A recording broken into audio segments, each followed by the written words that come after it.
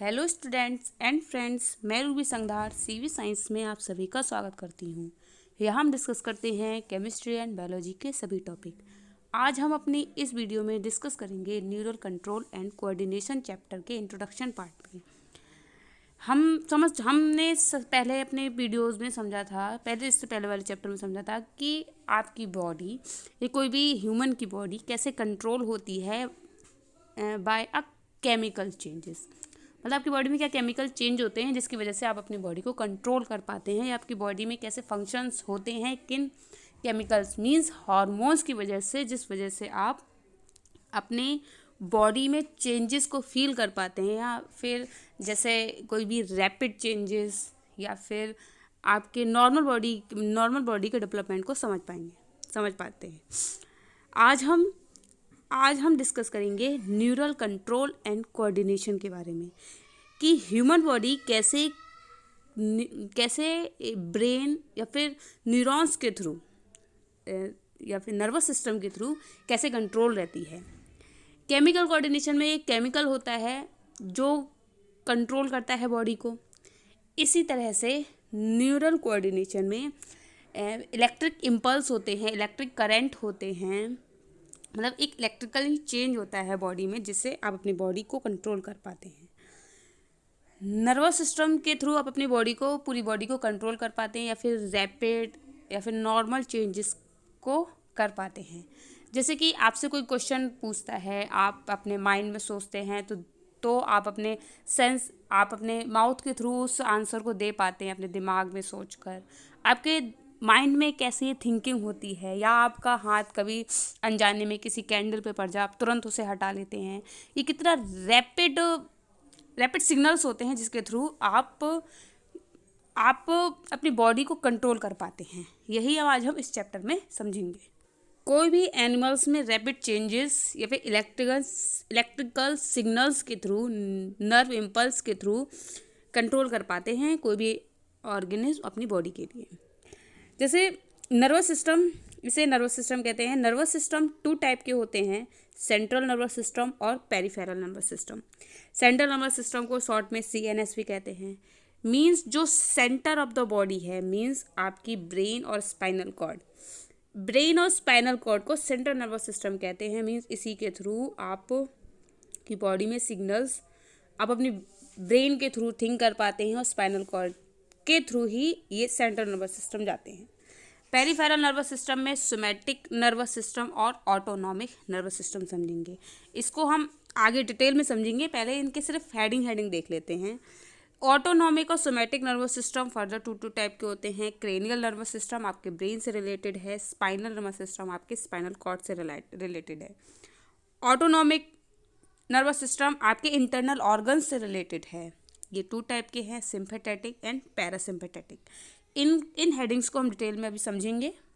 उससे पहले हम समझेंगे कि आपकी बॉडी में जो इम्पल्स जनरेट हो रही हैं वो किसके थ्रू आपकी पूरी बॉडी में ट्रांसफ़र होती हैं। कैसे आपकी पूरी बॉडी में आप अपने मोटर ऑर्गन मीन्स अपने हैंड लेग के थ्रू कोई चीज़ आप चलते हैं या फिर किसी चीज़ को पकड़ते हैं, किसी टच को फील कर पाते हैं, वो किसके थ्रू फील कर पाते हैं, वो होते हैं न्यूरॉन्स का स्ट्रक्चर आपने टिश्यू वाले चैप्टर में अच्छे से समझा है, बस हम यहाँ पर एक ओवरव्यू लेते हैं इसका। न्यूरॉन्स को इस टाइप का दिखता है, इट कैन नॉट डिवाइड, मतलब ये एक मात्र ऐसा टिश्यू है आपकी बॉडी में जो एक बार डेवलपमेंट होने के बाद इसमें सेल डिवीज़न नहीं होता है, ये डेवलप हो जाते हैं। इसमें न्यूरॉन्स कुछ इस टाइप के दिखते हैं। न्यूरॉन्स का जो ऊपर वाला पार्ट है, ये वाला पार्ट, इसे सोमा कहते हैं या फिर सेल बॉडी कहते हैं। सोमा सेल बॉडी से ये डेंड्राइट्स लगे हुए होते हैं, जिसे डेंड्राइट्स कहते हैं। इसी के थ्रू, जैसे कि ये एक न्यूरॉन्स है, इसके ऊपर एक और न्यूरॉन्स लगा है, डेंड्राइट के थ्रू ही जो इम्पल्स आती हैं, जो सिग्नल्स आते हैं वो जनरेट होते हैं, ठीक है। और फिर उसके नीचे ये जो लॉन्ग रॉड लाइक स्ट्रक्चर दिख रहा है, इसे एक्सॉन कहते हैं। एक्सॉन के कुछ न्यूरॉन्स के ऊपर माइलिन की सीट होती है, मतलब एक साइटोप्लाज्म होता है जो ऐसे करके स्ट्रक्चर बना लेता है, जिसे माइलिनेटेड सीट कहते हैं। और इसके नीचे वाले साइड में ये एक्सॉन टर्मिनल कहलाता है, और ये यहाँ से जैसे ब्रांचेस निकलती हैं और इसी के डेंड्रॉस से इम्पल्स आती हैं और ये अंदर होते हुए, ये अंदर इसकी जो सोमा बॉडी में न्यूक्लियस है, इसके होते हुए नीचे माइनर सीड की तरफ जाते हुए, एक्सॉन की तरफ जाते हुए न्यूरोट्रांसमीटर सिक्रीट होता है। न्यूरोट्रांसमीटर अदर न्यूरॉन्स पे जाते हैं। न्यूरॉन्स आपके डिफरेंट टाइप के होते हैं, जैसे anaxonic neurons, bipolar neurons, unipolar neurons, multipolar neurons. ये जो न्यूरॉन्स हैं आपके मल्टीपोलर न्यूरॉन्स आपकी बॉडी में सबसे ज़्यादा पाया जाने वाला न्यूरॉन्स है। मतलब आपकी बॉडी में सबसे ज़्यादा जो न्यूरॉन्स पाए जाते हैं वो मल्टीपोलर न्यूरॉन्स हैं। ये आपके ब्रेन से आपकी पूरी बॉडी में होते हैं। बाइपोलर न्यूरॉन्स आइज़ के रेटिना में होते हैं। ये बाइपोलर न्यूरॉन आई के रेटिना में होते हैं, मीन्स इसके एक्सॉन 2 पार्ट में होता है और ये सोमा बॉडी ये सेंटर में होती है। यूनिपोलर न्यूरॉन्स एम्ब्रियो में होता है और एनॉक्सोनिक न्यूरॉन्स ये मैं आगे बताऊंगी। इसको स्यूडो यूनिपोलर न्यूरॉन्स भी कहते हैं। ये मैं आगे बताऊंगी ये कहाँ प्रेजेंट होता है। ये आपके क्या है, neuron, different types of neuron जो आपकी बॉडी में पाए जाते हैं। सबसे ज़्यादा पाए जाने वाला न्यूरॉन्स कौन सा है, मल्टीपोलर न्यूरॉन्स। ये जो आपने इससे पहले जो डायग्राम देखा था मल्टीपोलर का न्यूरॉन्स का था। अब सेकंड जो सेल पाई जाती है आपके नर्वस सिस्टम से related, neuroglia cell. Glia means होता है ग्लू लाइक स्ट्रक्चर, जो दो न्यूरॉन्स को आपस में जोड़ती है या फिर आपके सेंट्रल नर्वस सिस्टम को आपस में जोड़ती है। Central nervous system, spinal cord, brain के डिफरेंट पार्ट्स, इन सभी को आपस में जोड़ने का वर्क करती है। न्यूरोग्लिया, हम ग्लिया से याद रखेंगे, glia means glue like structure. वो कुछ इस टाइप की दिखती है। ये डिफरेंट टाइप के न्यूरॉन्स को आपस में जोड़ने का वर्क करती है। हमने जो हेडिंग्स देखे थे नर्वस सिस्टम के, अभी हम उनको समझ लेते हैं। सेंट्रल नर्वस सिस्टम, अभी हम सिर्फ इंट्रोडक्शन पार्ट समझेंगे, ठीक है।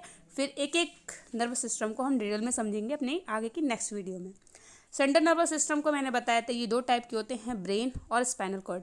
ये जैसे ब्रेन और ये स्पाइनल कॉर्ड, ये स्पाइनल कॉर्ड और ब्रेन आती हैं आपके सेंट्रल नर्वस सिस्टम से। इसी सेंटर से ही आपके सिग्नल्स जनरेट होते हैं या फिर मोटर्स के थ्रू आते हैं। पेरिफेरल नर्वस सिस्टम पूरी बॉडी में फैले हुए होते हैं, मतलब ये न्यूरॉन्स के थ्रू, नर्व्स के थ्रू, ये जो आपकी डायग्राम में दिख रहा है, नर्व्स के थ्रू पूरी बॉडी में फैले हुए होते हैं। ये 2 टाइप के हैं, सोमैटिक नर्वस सिस्टम और autonomic nervous system. Autonomic nervous system 2 type के हैं, एफरेंट सिग्नल्स और ईफरेंट। एफरेंट होते हैं ग्लैंड्स में, internal organs, sensory signals and spinal cord of and brain. Means इसमें इम्पल्स जो आती हैं वो सेंस ऑर्गन से सेंट्रल नर्वस सिस्टम की ओर आती हैं। सेंस ऑर्गन आप सब जानते हैं, एक सेंस ऑर्गन का नाम आप बताएंगे, बाकी की बता देती हूँ। जैसे ईयर है, टंग है, आपकी नोज़ है, ठीक है। ये क्या है आपके सेंस ऑर्गन।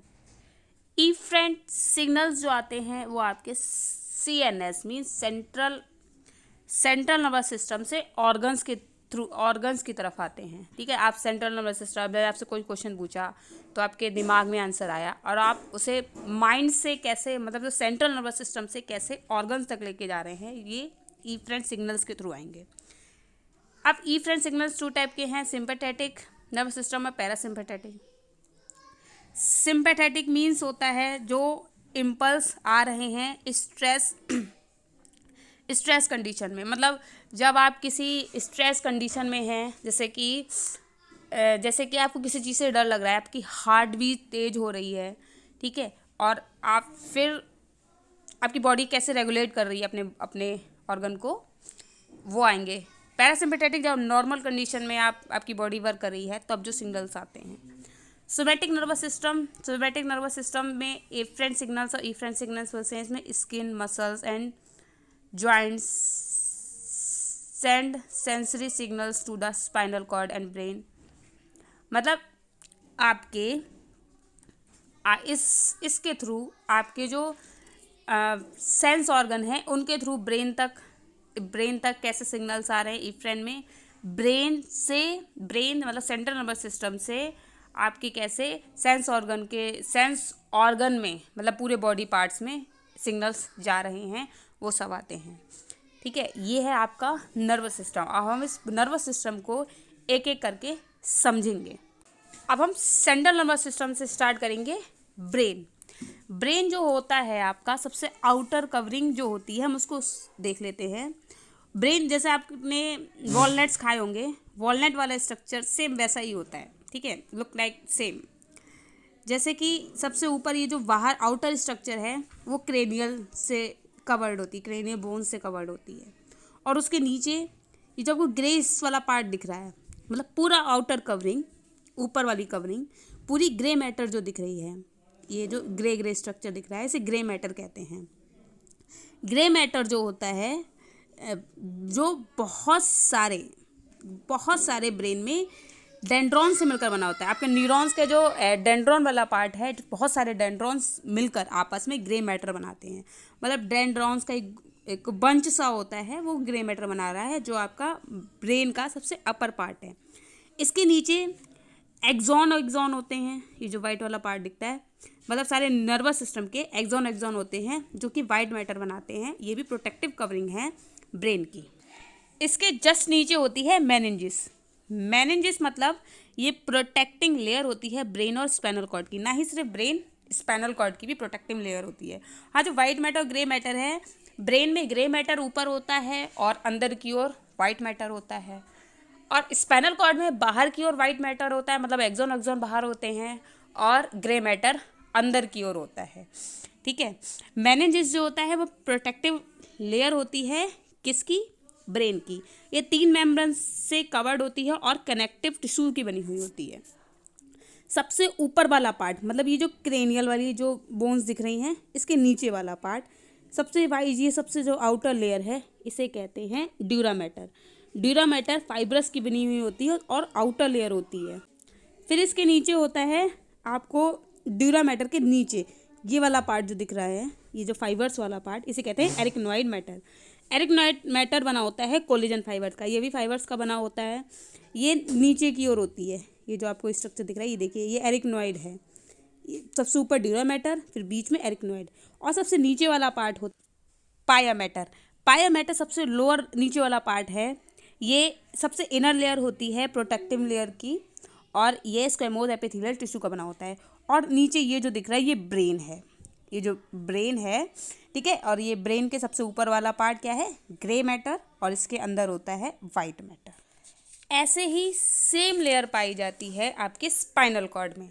बस स्पाइनल कॉर्ड में बाकी ये जो मेनिंजिस है ये सेम पाई जाती है, और इसके नीचे ये जो ग्रे मैटर है वो इंटरनल स्ट्रक्चर होता है और वाइट मैटर अपर स्ट्रक्चर होता है। अब आप मुझे कमेंट करके बताएंगे कि जो ग्रे मैटर है वो किसका बना हुआ है और वाइट मैटर किसका बना हुआ है।